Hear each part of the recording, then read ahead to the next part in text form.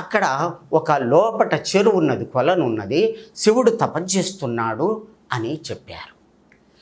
అంటే అమ్మ ఏమన్నారట, నేను కూడా తపస్సు చేస్తున్నాను, వారితో మాట్లాడాలి అంటే శివుని దగ్గరికి పోయి పర్మిషన్ తీసుకొని వచ్చి అమ్మను శివుని దగ్గరికి పంపడం జరిగిందట.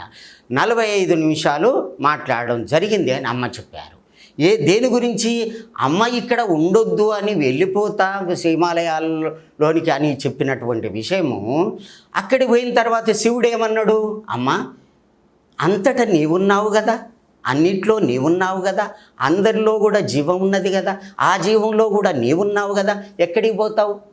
ఎక్కడికి పోయినా కానీ అదే కదా, నువ్వు ఎక్కడికి పోతావు?